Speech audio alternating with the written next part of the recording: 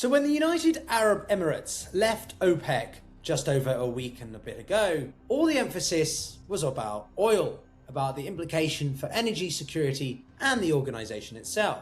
But that's only really half the story, because it's not simply about, say, OPEC itself, production quotas, market disagreements, or Gulf politics. It is the sign that the old Middle East order is breaking apart. Because for nearly 60 years, OPEC has symbolized something much bigger than oil. It represented a shared Gulf consensus, a collective understanding that the region's major producers would coordinate together. They would defend prices together and ultimately rise or fall together. It was about the geoeconomics. But now one of its most important members is walking away, and the timing certainly isn't accidental. The UAE is leaving OPEC in the middle of one of the region's biggest ever crises. So in this video, I wanted to break down why the UAE really left OPEC, what is actually going on and why it matters far beyond just energy markets, and why this could be one of the clearest signs yet that the Gulf's old political order, and therefore Middle East's, is quietly collapsing. This is the Global Gambit.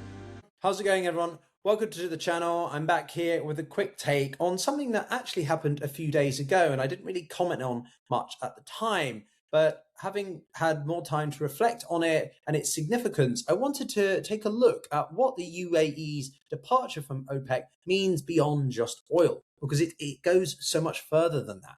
On this, I'm curious what you guys think as well. Is the UAE's decision a smart strategic move here, or a risky one that's dangerous because of the implications for the rest of the Gulf and the Middle East? Let me know in the comments. Now, for years, many people have viewed the UAE as one of the most stable, pragmatic, and commercially minded states in the whole of the Middle East or West Asia.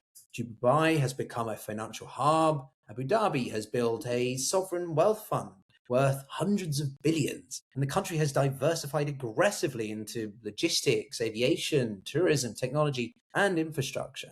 But beneath a lot of that image of stability, there is something much more important that is changing right now.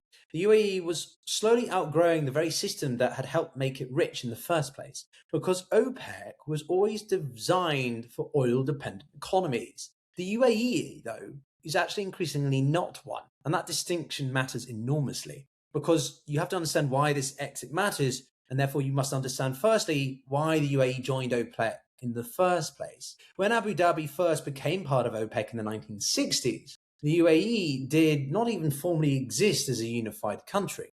Back then, oil revenues were essentially everything.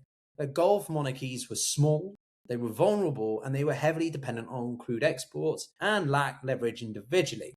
Therefore, OPEC solved the problem. It gave producers collective bargaining power, and it allowed countries to coordinate production, influence prices, and stabilize revenues. And for decades, it worked. We all know the OPEC crisis in the early 70s being an infamous example. When the UAE became OPEC's third largest producer, oil wealth has transformed the countries beyond imagine, from a sparsely populated Gulf state into one of the wealthiest economies on the planet. But the key point is that the UAE never intended to remain just an oil state. That was always the difference to some of its neighbors. Oil was meant to fund diversification, and in many ways, the UAE succeeded far more aggressively. Today, less than a quarter of the UAE GDP is tied actually to energy. That's a staggering transformation for a Gulf petrostate. The UAE is increasingly actually looking less like a traditional oil state now, and more like a global commercial platform. Naturally, you'll know that Dubai functions as a logistics hub between Europe, Asia, and Africa. The country has invested heavily in AI, ports, aviation, renewable energies, and life sciences. And in just the past few years alone, it has signed major economic agreements with countries from as far from India and South Korea to Indonesia, Kenya, even Ukraine. It is pursuing much deeper ties with the EU, and it is committed to a massive investment partnership with the US as well. Crucially, though, it has also been building its economic model around the idea of openness, connectivity, and stability. At least that's what it emphasizes. And so that creates a problem, because OPEC's fundamental operation is around restricting supply. And increasingly, the UAE sees that as limiting its own strategic potential. More recently, there's also another crucial element which is influencing UAE's decision-making. The UAE has framed this decision around the market realities and energy security, but geopolitically, there's the other enormous factor here of its rift with Saudi Arabia. For years, people simply treated Riyadh and Abu Dhabi almost as a unified bloc, a single entity. But beneath the surface, tensions have been growing for a long time. The core issue has actually been quite simple, that Saudi Arabia needed high oil prices, but the UAE did not. There was also divisions over things like Yemen and broader regional hegemonic status. Saudi Arabia's vision of 2030 as well has been hugely expensive. Riyadh needs Brent crude at relatively elevated prices to sustain that funding, keep the mega projects going, and maintain fiscal stability. Conversely, the UAE is much more diversified. What Abu Dhabi increasingly wants is not necessarily high prices, it wants the flexibility and volume. If you have diversification, you want flexibility, not restriction. It has spent enormous sums expanding production capacity through ADNOC. But inside OPEC, much of that capacity sits idle because of production quotas. So it's actually really inefficient. From Abu Dhabi's perspective, it was investing billions to increase output while simultaneously being prevented from actually using it. And so that contradiction becomes harder and harder to justify. And tensions over this have been simmering for years. During the COVID-era oil cuts, the UAE openly clashed with Saudi Arabia over production baselines and quota allocations. The disagreements were temporarily patched over, but never fully resolved. And then when additional implications from the war in Ukraine, as well as other cost of living crises, it all began to come to a head. And according to some, Riyadh was not even properly consulted before the UAE announced its departure. That's why it has triggered such a significant backlash. Saudi Arabia effectively learned it, as we all did. And so that tells you just how much the relationship hasn't only changed, but basically deteriorated. And then most recently and consequentially is the war over Iran, because this is where the story becomes much bigger than oil. The UAE suddenly found itself on the front line of this regional conflict, the primary recipient of Iran's strikes. Iran couldn't target Israeli infrastructure consistently, and so the UAE was the frontline target. Shipping routes through the Strait of Hormuz have become non-existent, and therefore the UAE concluded that the existing Gulf framework was no longer adequately protecting its interests. Instead of Gulf unity, Abu Dhabi increasingly saw fragmentation. Qatar maintained communication with Iran. Oman pushed diplomacy. Saudi Arabia signaled caution and de-escalation, tacit backdoor diplomacy. But the UAE increasingly adopted the hardest line. Why? Well, because Abu Dhabi sees itself as deeply tied to the US-led regional order, the Abraham Accords, the strategic partnership with Washington, and the military relationship with the United States. All of these pushing the UAE into a much more exposed geopolitical position and therefore rightful target in the eyes of Tehran. But from the Emirati perspective, if they're going to bear those risks, they also want the maximum strategic flexibility in energy markets. And then we have to look globally, because this is where the implications rise to the highest level of all. Leaving OPEC is not just symbolic. I think that's pretty clear by now. It weakens the cartel structurally. Indeed, remember, Qatar already left. Angola, a country in Southwest Africa, left over quota disputes. Now the UAE, OPEC's third largest producer, is gone. And that raises a much larger question. Can OPEC actually survive in a world where its members increasingly have fundamentally different economic models, geopolitical interests, and a general questioning over alliances being valuable of anything?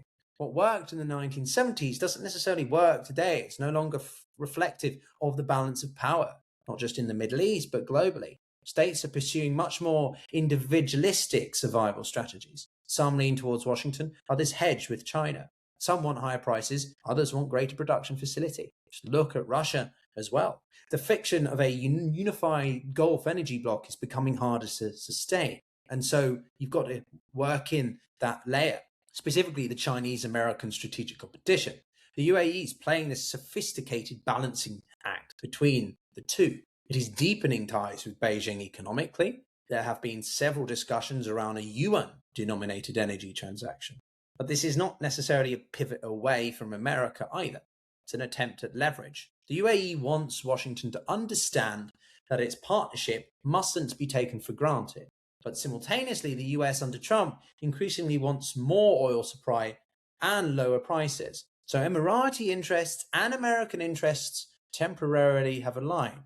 The UAE has wanted freedom from OPEC and its quotas. Washington has wanted more Gulf production, and that alignment has given Abu Dhabi much bigger political cover to leave. But it doesn't guarantee everything. Ultimately, this story, as you can see, is much more than just oil. It's about the collapse of old assumptions. For decades, people have assumed the Gulf states operated as a relatively coherent strategic bloc, and that assumption is now harder to defend. The UAE increasingly behaves less like a cartel member, more like an independent middle power pursuing its own global strategy. Just look at the interference, the supply of arms, and other things that it has been doing across the globe, notably in Sudan and its civil war, but also in southern Asia. And honestly, from Abu Dhabi's perspective, that may be entirely rational.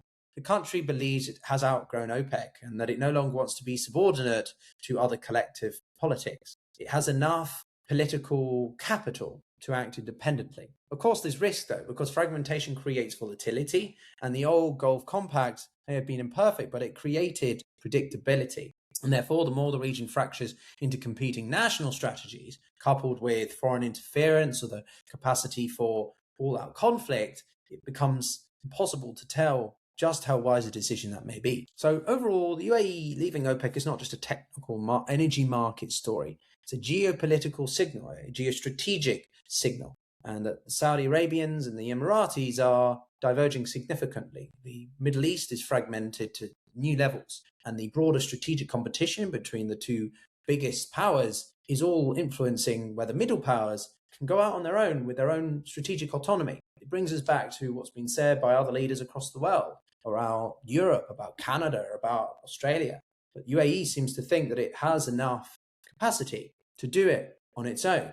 The biggest risk, though, is whether it can, given just how unpredictable the international disorder is. But that's it from me, everyone. Let me know in the comments what you guys think. Give the video a like and be sure to subscribe for more videos like this on the channel, as well as some exciting interviews I'm sneak peeking in the next few days and weeks with General Wesley Clark, Mick Ryan, and of course, others like Sarah Payne, Ben Hondage, and many more returning guests. See you soon.